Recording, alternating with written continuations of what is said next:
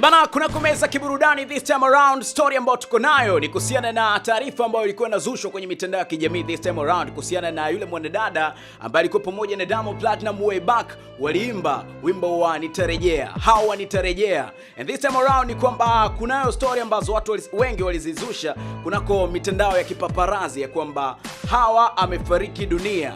Mwanadada ambaye anafahamika kwa jina la Maimaratha kutoka hapa Tanzania ameweza kuthibitisha kwamba Hawa nitarejea, yeye hajafariki dunia, ila taarifa ambazo zipo sasa hivi ni kwamba watu tu wanaamua kuzusha kuhusiana na kifo cha Hawa.